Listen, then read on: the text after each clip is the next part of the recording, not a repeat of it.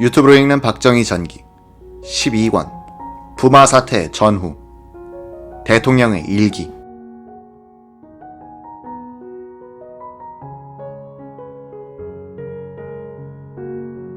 박 대통령은 유신 시대의 일기를 쓰고 있었다. 자신만의 시간이 많았기 때문이다. 박정희 일기는 그의 인간됨을 소박하게 드러낸다. 1975년부터 1976년 무렵의 일기와 발언록을 중심으로 그의 숨결과 육성을 느껴보자. 1975년 10월 3일 맑음. 단기 4308년 개천절이다. 단군 성조가 이 땅에 나라를 세우신 지 4308년. 홍익인간이란 민족의 이상을 구현하기 위해 지난 4000년 동안 우리의 조상들이 이 땅에서 생을 영위하면서 가꾸고 건설하고 키워왔다. 영고성쇠, 민족이 걸어온 역정에는 허다한 굴곡과 기복이 있었으나 민족의 전진은 계속되어 왔다. 앞으로도 영원히 계승될 것이다. 올바른 민족사관에 입각하여 배달민족이 걸어온 전통과 정통을 우리들이 계승하고 창조적인 발전을 위하여 온 결의가 가일층 분발하고 정진해야겠다. 1975년 11월 6일 맑음. 서울신문 오늘자 5면을 읽고 조국을 사랑하는 정념이라는 것을 새삼 생각해보았다. 값진 선물, 자신감을 뿌듯이 안고라는 표제 아래 김모라는 재미교포가 쓴 글이다. 김씨는 광복 30주년 행사의 하나로 재미기독교 지도자 친선 모국 방문단의 일원으로 돌아온 나성거주 장로직 기독교인의 한 사람이라고 한다. 4년 만에 고국의 발전상이 믿어지지 않을 정도로 달라졌다는 것이다. 고국 동포들의 진지하고도 활기찬 모습과 입이 딱 벌어지는 고국의 발전상이 눈물겹도록 대견하고 고맙다고 했다. 이번 고국 방문을 통해서 값진 선물을 가지고 간다면서 그것은 자신감이라고 했다. 그동안 조국이 초라하다는데 얼마간 기가 죽어 있던 것도 사실이다. 그러나 이제는 다르다. 나는 가슴을 활짝 펴고 돌아갈 것이다. 그리고 누구에게나 떳떳이 조국의 모습을 전하고 자랑하겠노라 라고 했다. 얼마 전 조총연계 교포들이 34년 만에 고국 땅을 밟고 이만한 조국이면 어디에 넣어놔도 손색이 없고 자랑할 수 있다고 한 기사가 기억난다. 조국이 부강하고 잘 살고 훌륭하면 어디를 가나 어깨가 으쓱하고 자랑스럽고, 그러지 못하고 가난하고 빈약하고 못 살면 그와는 반대로 공연히 어깨가 수그러지고 기가 죽어서 움츠리고 다니게 되는 것은 도리가 없다. 우리 국민 대다수가 겪고 느낀 일이다. 일제시대 때가 그러했고 해방 후도 그러했다. 그러나 최근에 와서 우리 국민들은 이 점 많이 달라졌다는 것이 확실하다. 자신감과 긍지가 생기기 시작했고 앞으로 몇 년 후에는 우리도 당당히 선진국가로서 어깨를 재고 살 수 있다는 자신이 만만하다. 이것이 국민의 사기다. 이것이 필요하다. 실의, 비굴, 열등의식, 패배의식 이런 것들은 이제부터 과감하게 씻어버리고 패기, 자신, 긍지를 가지고 대한민국이 나의 조국이라는 것을 어디서나 자랑할 수 있는 국민이 돼야겠다. 이것이 민족의 염원인 조국 통일의 대업을 성취하는 정신적인 원천이요 원동력이라고 확신한다. 김모라는 재미동포의 그 정신은 오늘 우리 모든 국민의 가슴 속에서 싹트고 있는 똑같은 심정일 것이다. 1975년 12월 12일 맑음. 오늘이 아내와 결혼한 지 만 25년 되는 날이다. 아내가 있었다면 은혼식을 올리고 축배를 올렸을 터인데 1950년 12월 12일 대구시 모 교회에서 일가 친척, 친지들의 축배를 받으며 식을 거행하고 아내와 100년 해로를 맹세했다. 24년 만에 아내는 먼저 가고 말았다. 남은 은혼식, 금혼식을 올리며 일생의 반려로 자손들의 축복을 받으며 노후를 즐기는데 아내와 나의 사이는 어찌 24년밖에 시간을 주지 않았을까?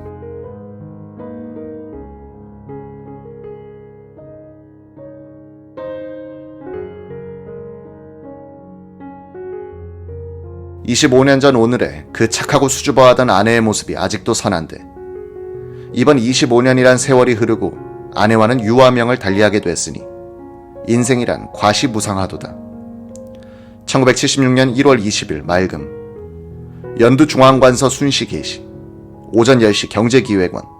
오후 1시 30분 재무부 방문. 엘리베이터를 타면서 종사원에게 봉급을 물어봤더니 작년 12월에는 44,000원이었는데 1월부터 77,000원 정도고 상여급을 합치면 월 평균 8만여 원이 된다고 하며 기쁜 표정을 지었다. 이런 사람에게 현재 물가 표준으로 배만 더 보수를 인상하여 줄 수 있다면 극히 만족하겠지 하고 혼자 생각해 보았다. 1976년 2월 24일 맑음. 금년도 각 대학 입학시험의 학과시험에는 합격했으나 신체 부자유라는 이유로 불합격된 학생들의 억울하다는 호소소리가 작은 보도를 통하여 알려짐으로써 듣는 사람의 마음을 어둡게 하고 있다. 문교부 장관을 통하여 각계 각 대학 총학장에게 권유하여 이들을 구제해 주도록 지시했다. 이 소식을 들은 신체 부자유 학생과 학부모들의 기뻐하는 모습이 방송에 나오는 것을 보고 참으로 흐뭇하기 그지없다. 중국 고사의 한무제 때 사마천은 신체 불구가 되어서 더욱 분발하여 사기 130권을 저술하여 고대 중국사를 남겼다고 한다. 손자병법을 후세에 남긴 손무도 두 다리가 없는 불구였다고 한다.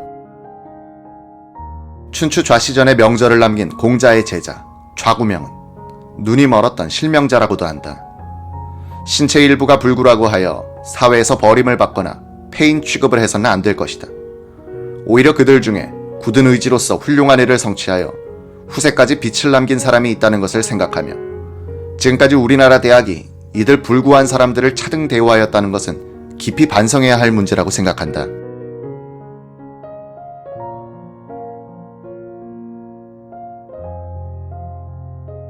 (1976년 4월 13일) 박 대통령은 청와대 출입기자단 및 공보비서관들과 점심을 함께하면서 여러 가지 이야기를 했다. 박 대통령은 1월 15일 연두 기자회견 때 발표했던 포항석유 시추에 대해서 얘기를 꺼냈다. 3월 25일 미국에서 기계를 들여와 하루에 20m씩 파고 있습니다.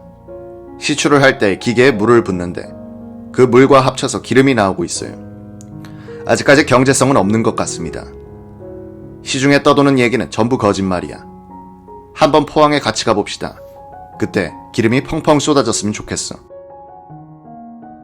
화제는 미국 하원의원 프레이저가 시작한 박동선의 대미로비 스캔들, 즉 코리아 게이트 사건 조사로 옮아갔다. 프레이저의 본색이 드러났는데, 즉 한국의 민권을 위해 투쟁했다는 기록을 남겨서 지지표를 더 얻으려는 속셈입니다. 박 대통령은 못마땅한 표정을 지으면서 미국에 대한 감정을 드러냈다. 미국의 군사 원조는 내년에 완전히 종결됩니다. 유상 원조도 8년 상환이고 이자 8%는 상업 차관과 다를 바 없어요. 내 생각 같아서는 차라리 구라파에서 얻어오는 것이 좋겠어. 그 전에 닉슨이 국군 현대화를 위해서 무상으로 15억 달러를 준다고 했었는데 이것이 점차 변질되어 유상으로 바뀌었고 내년에 받게 될 2억 3천만 달러로 15억 달러 약속은 다 이루어진 셈이죠. 미국의 군사원조 실태를 국민에게 전부 다 알려주시오. 미군 철수 문제에 대해서도 다음과 같이 확고한 방침을 갖고 있었다. 미군이 철수하더라도 우리 국군만으로 북괴를 충분히 막을 수 있습니다. 그런데 미국도 미군을 쉽게 뽑아가지는 않을 것이오. 지난번 미 의회에서 딜럼스 수정안이 압도적 다수로 부결된 것만 보아도 알 수 있어요. 전쟁이 일어나더라도 미국의 지상군을 요청할 생각은 없습니다. 다만 해군과 공군, 병참 원조만을 적기에 대주면 좋겠어. 걱정되는 것은 이북의 기습이요. 이북에서 일단 기습을 가해오면 처음엔 당황하지 않을 수 없을 겁니다. 그러나 일단 넘어온 적은 모두 분쇄될 것은 틀림없는 사실이고 즉각 전방에서 막을 수 있어요. 그는 물가에 관해서도 자신감을 보였다. 현재 추세로 보아 연말까지 도매 물가 인상률을 10%, 소비자 물가는 12% 선에서 억제하겠소. 절대 자신이 있어요. 석유가 안 나와도 우리 경제는 자신이 있습니다. 대통령은 북한에 대해서도 언급했다. 이북은 모순이 저렇게 쌓여가면 반드시 망합니다. 중국도 외세의 압력이 없었던 청나라는 약 300년이 갔지만 대부분의 통일 중국은 200년 정도밖에 지탱하지 못했습니다. 이제 모택동 사후에는 굉장한 혼란이 있을 겁니다. 김일성도 마찬가지요. 김일성도 초조하겠지만 이제 남침 시기는 이미 지났다고 봅니다. 박 대통령은 집무실에 포항에서 나왔다는 석유를 병에 담아놓고 방문객들에게 자랑하곤 했었다. 그때 이 석유가 땅속에서 나온 것이 아니고 지상에서 정유된 기름이 스며든 것이었음을 알고 있던 사람은 오원철 경제 이수석 비서관과 이 석유를 분석했던 석유공사 유재흥 사장 정도였다. 1976년 4월 17일 맑음. 1년 전 오늘 크메르 공화국이 공산주의자들에게 항복하고 푸놈펜이 함락된 날이다. 작년 이맘때 국내 정세를 회고하니 감개무량할 뿐이다. 조국을 사수하겠다는 의지가 박약하고 국난을 당하고도 국민이 단결할 줄 모르고 국가와 민족의 생존과 이익보다 자기 개인의 이익을 앞세우고 위기에 처해서 국론을 통일하고 국민을 결속시킬 수 있는 지도자를 갖지 못한 국가와 민족의 운명과 그들이 걸어가야 할 길이 무엇이라는 것을 우리는 눈으로 똑똑히 봤다. 타산지석으로 삼고 우리가 갈 길이 무엇이라는 것을 우리 모두 깊이 명심해야 할 것이다. 1976년 4월 24일 박 대통령은 기자들을 초청해서 오찬을 하면서 보도 금지를 전제로 한 뒤 크메르 공산군의 양민 학살을 언급했다. 우리가 6.25 동란을 겪어봐서 알겠지만 크메르 사람들 고생하고 있을 겁니다. 공산당은 자기와 같은 공산주의자가 아니면 사람 대접을 하지 않아요. 차라리 소나 말을 더 귀하게 여긴다고 하더군요. 이럴 때 평안히 인권을 부르짖던 사람들이 합심해서 학살의 마수로부터 크메르 국민들을 건져줘야 하는 것 아닙니까? 세계인권옹호위원회는 무얼 하고 있는 겁니까? 우리나라에 대해서는 법에 어긋난 일을 한 사람들만 몇 명 잡아서 법의 절차를 밟아 처리하는데도 야단 법석을 떨면서 크메르에 관심을 안 보인다는 것은 말도 안 돼요. 기자 양반들 사회 가면 이야기해요. 크메르 국민들을 도와야 한다고. 이런 것이야말로 대서특필해야 하는 것 아니요. 인도 차이나 삼국은 사서 고생하는 것 같아. 월남에 들렀을 때 들은 얘긴데 우리 공병대가 다낭인가 어디에다 팔각정을 멋지게 세워줬으나 월남 국민들이 하도 돌보지 않아서 우리 공병들이 매일 아침 청소해 주었다고 합니다. 그곳 사람들은 멀거니 우리 공병들이 청소하는 모습을 구경만 하고 있었다고 하니 이게 될 말입니까? 전투는 미군과 한국군에게 맡겨놓고 자기들은 반정부 구호나 부르면서 재미는 볼 대로 보겠다는 겁니다.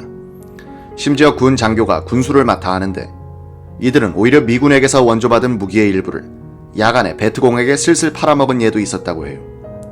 그 후 나는 파월 지휘관들에게 일렀습니다. 큰 전과를 세우려 하지 말고 희생자는 될 수 있는 대로 적게 내도록 하고 한국군에 지정된 지역 안의 보호에만 힘쓰라고 말입니다. 그러므로 우리는 미국의 지원이 없어도 나라를 지킬 수 있는 국방력을 강화해야 합니다. 몇 년 전 선거에서 김대중 씨가 군축을 선거구호로 내세웠을 때는 내 몸이 오싹해지는 것을 느꼈어요. 1976년 4월 24일 흐림. 작금 지상과 방송을 통하여 공산화된 크메르에서 공산주의자들의 대량 학살이 대대적으로 보도되고 있다. 크메르 루즈가 정권을 잡은 지 1년간에 크메르 인구의 약 1할에 가까운 50만에서 60만 명을 학살했다는 것이다. 6.25를 통하여 공산주의자들의 잔인상을 직접 목격하고 체험한 우리들이기에 크메르에서 일어나고 있는 이 천인 공로할 이 참상을 누구보다도 더 가슴 아프게 생각하고 의분을 금할 수 없다. 오늘날과 같은 문명사회에서 이와 같은 잔인 무도하고 야만적인 행위가 있을 수 있다는 사실, 그리고 이것을 보고도 전 인류가, 특히 툭하면 남의 일에 주제넘게 참견하기 좋아하는 평화니 인도니를 찾던 각국의 인사들, 언론, 종교단체, 무슨 옹호단체들이 어찌하여 꿀먹은 벙어리처럼 아무 말이 없다는 그 자체가 더욱 해괴하고 이해할 수 없다. 유엔은 무엇을 하는 곳일까? 소위 세계 평화가 어떻고 자유가 어떻고 인권이 어떻고 하는 강대국이라는 나라들은 갑자기 벙어리가 된 모양인지 모든 것이 다 위선이었구나 하는 생각이 들기만 한다. 크메르의 참상을 들으면서 나의 머리에서 문득 떠오르고 잊혀지지 않는 일은 작년 이 무렵 크메르가 적화되자 서울에 와있던 크메르 대사관 직원들 소식이 궁금하기만 하다. 대사와 기타 몇몇 고급 직원들은 미국 등지로 이민을 갔다. 그 밖에 하급 직원들은 본국이 공산화됐더라도 자기들 부모 형제와 친척들이 있는 본국으로 돌아가겠다고 했다. 그러나 그들은 귀국할 여비가 없어서 우리 정부에서 여비를 도와주고 여러 가지 편의를 봐줬다. 그 후 그들이 방콕을 경유 본국으로 떠났다는 보고를 받았다. 무사했으면 하는 마음 간절하다. 지금과 같은 공산주의자들의 무자비한 만행이 있을 줄이야. 그들은 미처 몰랐을 것이다. 공산주의란 왜 이처럼 잔인하고 포악할까? 인류 사회에 어찌 이런 극악무도하고 잔인무도한 주인이 국간이 하는 것이 존재가 용인이 될 수 있을까? 우리의 국토 북반부에도 크메르루즈와 똑같은 살인 집단이 존재하고 이들이 무슨 혁명이니 해방이니 평화니 조국의 통일이니 연방제가 어떠니 하고 광적으로 설치고 주제넘게도 우리를 보고 독재니 파쇼니 비방을 하고 돌아가니 가소롭다고나 할까? 한심스럽다고나 할까? 1976년 4월 26일 흐림.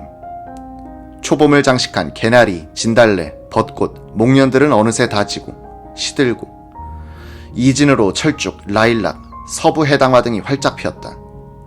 모든 나뭇가지에 새싹이 푸릇푸릇 아침에 다르고 저녁에 다르게 푸르러간다. 싱그러운 실록이 무럭무럭 눈에 보이듯 자라만 간다. 1976년 4월 30일 맑음.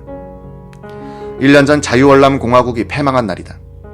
자끔 우리 사회에서는 인지반도 적화의 이야기가 지상을 통해서 방송을 통해서 연일 보도되고 있다. 참으로 감개무량하다.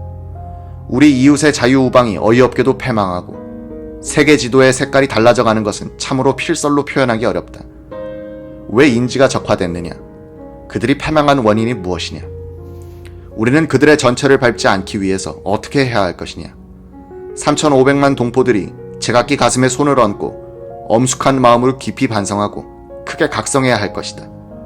자기의 조국을 자기들이 끝까지 지키겠다는 의지가 없고 국민들의 단결이 없을 때 그 나라는 망하는 법이다. 이는 비단 인지의 예만이 아니라 동서고금의 역사가 이를 입증하고 있다. 1976년 5월 6일 맑음. 부처님 오신 날 2520주년 석탄일이다. 금년부터 초파일을 공휴일로 제정하여 그 첫 해가 된다. 전국 각지와 5천여 사찰에서 석준의 탄신을 경축하고 국태 민안과 평화적인 국토 통일을 기원하는 법회와 각종 불교 행사가 거행되다. 불교가 우리나라에 전래된 지 1600여 년이 된다고 한다. 신라 시대에는 국교로서 정하여 넓게 보급이 되고 호국 불교로서 그 시대의 정신적 지주로서 우리 민족의 사상과 정신면에 끼친 영향은 절대적이었다. 국가가 위기에 처하였을 때에는 승려들이 법복을 벗어던지고 무기를 들고 일어서서 나라를 지키는 데 앞장을 섰다. 그 정신과 전통은 고려를 거쳐서 이조 시대까지도 계승됐다. 이시 왕조에 들어와서 소위 숭유 억불 정책으로 인하여 불교가 다소 쇠약해진 느낌도 없지 않으나 여전히 우리 민족의 정신세계에 미친 영향력은 감퇴하지 않았으리라. 그러나 일제시대를 거쳐 해방이 되고 해방 후 사회적 혼란과 더불어 사상적 혼란기를 지나오는 과정에서 불교 내부에서 분열이 생기고 타락 현상이 일어남으로써 불교의 과거 찬연한 역사와 전통을 날이 갈수록 퇴색해하는 경향을 노정하게 된 것을 몹시 아쉬워한 바 있었다. 자금 불교계 내에서 새로운 정화 움직임이 일기 시작하고 화합, 단결하는 운동이 대두되고 있는 것은 불교계뿐만 아니라 나라의 미래를 위해서도 매우 좋은 일이라고 생각하는 바이다. 모쪼록 대동단결 불교 중흥을 위하여 불교계 지도자 여러분들의 분발이 있기를 기대한다. 1976년 5월 16일 흐림. 5.16 혁명 15주년 기념일이다. 15년 전 오늘 새벽에 이 나라의 젊은 군인들이 기울어져가는 국운을 바로잡기 위하여 구국의 횃불을 높이 들고 걸기했다. 오늘 새벽 동력이 틀 무렵 전차부대를 선두로 하는 일진의 혁명군 부대가 결사의 각오를 굳게 간직한 채 새벽바람 찬이슬을 마시며 숙연히 한강대교를 도강했다. 고요히 잠든 수도 서울은 역사의 새로운 장이 바뀌는 이 순간까지 정막 속에 초여름의 피곤한 잠을 이루고 있다가 갑자기 술렁이기 시작했다. 부패와 부정과 무능과 안일, 정체와 무기력으로 기식암암하던 이 사회에 새로운 활력소와 소생의 숨소리가 흘러나오고 몽롱한 깊은 잠길에서 잠을 깨고 제정신을 차리기 시작한 것이다. 오전 5시 국영방송을 통해서 혁명 공약이 전파를 타고 전국 방방곳곳에 메아리치기 시작했다. 이제부터 새 역사가 전개되기 시작했다. 그 순간부터 15년이란 세월이 흘러갔다. 그러나 혁명은 아직 완결된 것이 아니다. 아직도 줄기차게 진행 중에 있다. 가지가지의 고난과 저항과 회의의 포편을 들어가면서 5.16의 완성은 우리나라를 선진공업국가 수준까지 끌어올리고 자주국방, 자립경제를 달성하여 평화적 남북통일의 기반을 구축하여야만 한다. 1980년대 초에는 이 목표가 달성될 것으로 확신한다. 1976년 6월 25일 흐린 대역 김일성 도당들이 동족 상잔의 전쟁을 도발한 지 26주년이 된다. 조국 강산을 피로 물들이고 국토를 초토화시키고 수십만의 동포가 고귀한 생명을 잃었다. 대한민국을 공산화하기 위해서 소위 남조선 해방이라는 구호를 내걸고 이처럼 엄청난 죄악을 저질렀다. 반만년 역사상 동족끼리 이처럼 처참한 사륙전은 없었다. 이 대역 무도한 놈들의 이 죄가를 어떻게 다스려야 하나. 천추에 씻을 수 없는 이런 엄청난 죄를 범하고도 지금도 또다시 남침의 야욕을 버리지 않고 호시탐탐 남침의 기획을 노리고 있으니 이 만고 역적들을 여하이 취재해야 하나. 길은 단 하나뿐이다. 전력을 경주하여 우리의 국력을 배양하는 길이다. 역적 도당들에게 천벌을 가할 수 있는 막강한 국력을 길러서 민족의 원한을 풀어야 한다. 애국선열, 전몰군경, 반공애국투사들의 천추의 한을 풀어줄 수 있는 길은 오직 이 길 하나뿐이다. 나의 모든 생명을 바쳐서 이 민족적 사명을 기필코 완수하리라. 천지신명이시여, 나에게 이 대업을 완성할 수 있는 지혜와 용기와 힘을 주옵소서.